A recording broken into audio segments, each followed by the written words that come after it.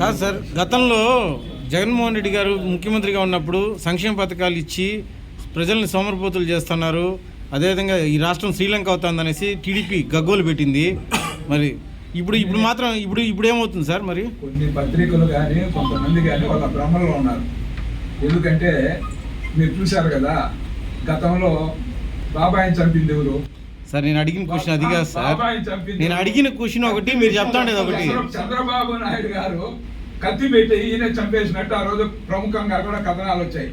ఈ యొక్క వాస్తవాలు కాదు. ఎప్పుడు కూడా తెలుగుదేశం పార్టీ ఎన్టీ రామారావు ఉన్నప్పటి నుంచి సంక్షేమ పథకాలు అమలు చేస్తా ఉన్నాం, అభివృద్ధి కార్యక్రమాలు అమలు చేస్తా ఉన్నాం. ఈ రాష్ట్రంలో పూరి గుడిసె లేకుండా పోయిందంటే అది ఎన్టీ రామారావు, చంద్రబాబు నాయుడు, తెలుగుదేశం పార్టీ అనేది వాస్తవాలు ప్రజలందరికీ తెలుసు.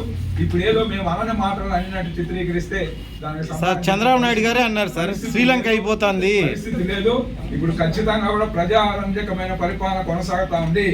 మీరు రాజకీయ నాయకులుగా సహకరిస్తే ప్రజలు హర్షిస్తారు. అలా కాకుండా ప్రతిరోజు కూడా యజ్ఞం జరుగుతా ఉంటే, రాష్ట్రం కోసం యజ్ఞం చేస్తా ఉంటే చంద్రబాబు నాయుడు రాక్షసులు మారిగా మీరు నెత్తులు తెచ్చి లేదా ఇంకోటి తెచ్చి యజ్ఞాన్ని భగ్నం చేసే విధంగా రాక్షస మనస్తత్వం మీరు ప్రదర్శిస్తా ఉన్నారంటే రాబోయే రోజుల్లో ఈ 11 సీట్లు కాదు కదా, జగన్మోహన్ రెడ్డి గెలిచే పరిస్థితులు కూడా ఈ రాష్ట్రంలో లేవనేది స్పష్టంగా తెలుస్తా ఉన్నాయి. అందుకే రకరకాల వేషాలు, రకరకాలైన డ్రామాలు, రకరకమైన ఇవి ప్లే చేస్తాను. అంటే అప్పుడు కూడా 1000 రూపాయలు పెట్టారు. ఆనాటి పరిస్థితుల్లో వాళ్ళు 15,000 అని చెప్పి 1000 రూపాయలు దానికి తీసుకున్నారు. 2000 తీసుకున్నా కూడా మీరు అందరూ చూస్తారు. నాడు నేడు కార్యక్రమాలతో కాంట్రాక్టర్లంతా తీసుకొని గందరగోళం చేసినారు పాఠశాలను. కానీ ఈ రోజు అదిగా పటిష్టంగా విద్యను అభ్యసించే విధంగా వాళ్ళ విద్యార్థులకు ఏ అవసరాలు ఉన్నాయో వాటి కోసం దీన్ని వినియోగించడం జరుగుతుంది. దీంట్లో ఎలాంటి అపోహలు కావలేదు. ఏదో అబద్ధాలను పదే చెప్తే ప్రజలు నమ్ముతారన్న భ్రమలో వాళ్ళు ఉన్నారు.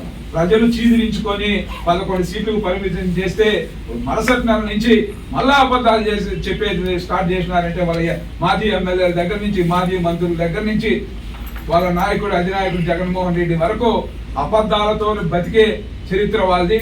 ఆ హత్య దీనులతో గడిపే కుటుంబాలు వాళ్ళవి.